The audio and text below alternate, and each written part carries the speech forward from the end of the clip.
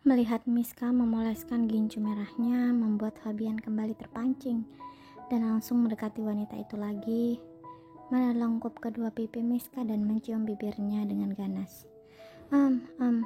Bi, kita sudah harus keluar. Nanti lama-lama istrimu bisa curiga. Mendengar perkataan dari Miska membuat Fabian tersadar bahwa ada Anya di luar yang sedang menunggunya.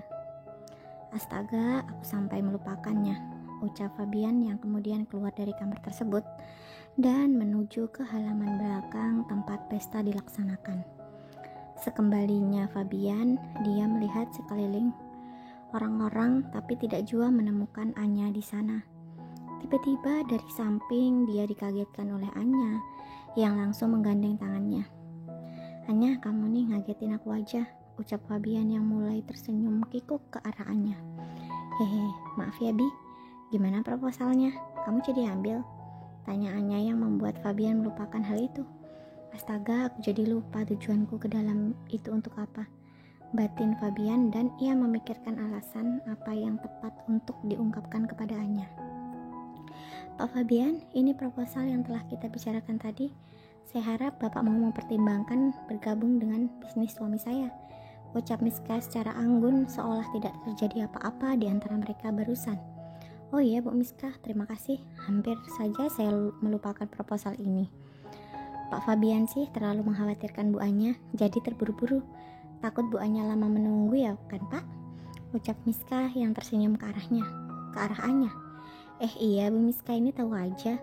Kemudian mereka makan malam bersama rekan bisnis Miska yang lain sekaligus dengan Sarif. Di meja makan bundar itu, Sarif mendekati Miska dan berbisik di telinganya, menanyakan bagaimana tadi, apakah berhasil atau tidak menjerat Fabian.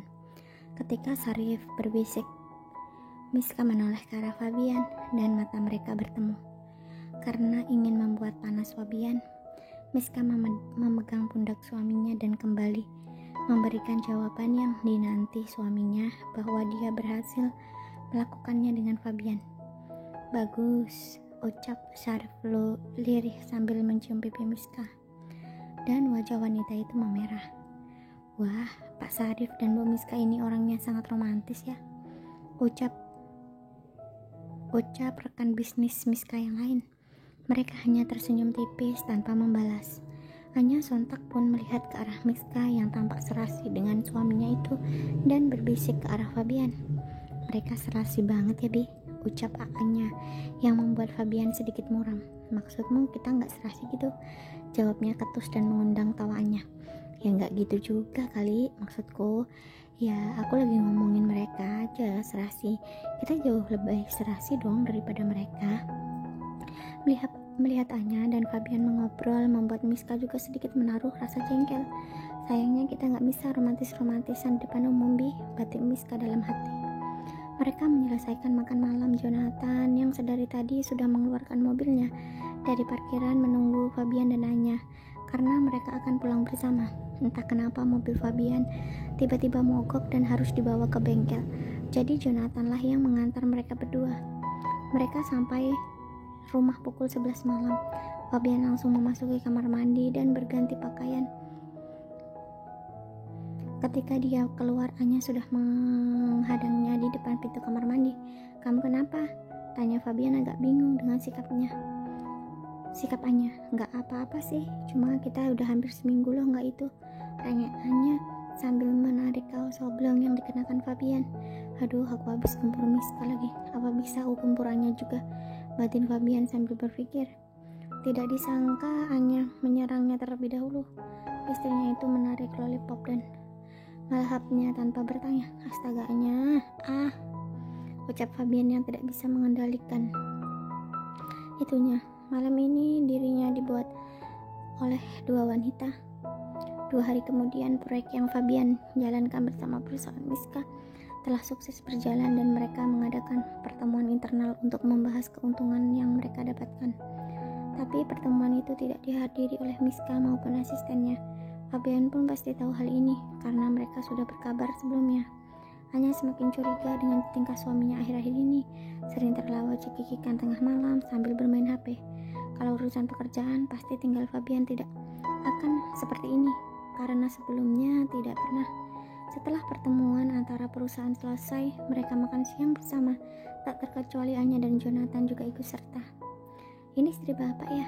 Tanya perwakilan perusahaan Miska kepada Fabian. Iya pak, cantik banget ya. Anda berdua sangat serasi loh. Ucap pria itu lagi membuat Anya nyengir kegeeran. Makasih pak atas pujiannya, jawab Fabian lagi seperti mulai tidak nyaman. Akhirnya mereka bertiga pulang ke kantor lagi dan melanjutkan pekerjaan masing-masing. Syarif sudah kembali ke Singapura dan menempatkan seseorang untuk memata-matai Miska serta menyadap HP-nya. Karena Miska berulang kali sudah pernah disadap oleh suaminya, maka dia menggunakan HP berbeda saat berhubungan dengan Fabian. Begitu juga Fabian. Setiap gerak-gerik Miska, Rio melaporkan kepada Syarif. Seperti saat ini ketika Miska berbelanja di mall dengan seorang temannya dari kalangan elit juga. Kenapa sih Bih kamu berbeda akhir-akhir ini? Tanyaannya saat mereka menonton TV bersama. Saat itu Fabian sedang memainkan laptopnya lalu menoleh ke arah istrinya itu. Beda gimana sih Yang? Bukannya kita 24 jam selalu bersama? Jawabannya perlahan. Dia juga memiliki rasa ketakutan kalau Anya mengetahui perselingkuhannya. Ya beda aja. Kalau udah gak mau lagi pegang-pegang aku, biasanya minta jatah juga seminggu 5 kali. Ini cuma sekali aja kamu ogah-ogahan kayak aku gitu yang ngebet. Anya mulai menyerang dengan kata-kata hingga membuat Fabian merasa kasihan dengan Anya. Dia mendekati istrinya itu dan mencium pipinya. Maaf ya sayang, aku udah jarang manjain kamu. Aku capek banget kerja. Tiap malam aja demi menghibur diri aku nontonin komedi loh. Fabian mulai memutar otak agar Anya tidak mencurigainya selingkuh gara-gara setiap malam dia tertawa sendirian juga. Iya Pi, tapi aku ini ingin hamil, jadi ingin segera cek ke dokter dan mulai program hamil. Hehe. Anya dengan semangat mengajak Fabian ke dokter besok pagi. Karena besok hari libur, sedangkan Fabian ada janji dengan Miska untuk berkencan di sebuah apartemen yang sudah Miska beli atas nama asistennya. Kalau pagi bisa sih Yang, tapi jangan lama-lama ya, aku ada janji dengan teman bisnis untuk main golf. Fabian mulai mencari alasan. Oke, gak apa-apa yang penting anterin aku aja. Kamu gak perlu nungguin sampai selesai kok, jawab Anya dengan senang, karena Fabian mau menemaninya ke rumah sakit.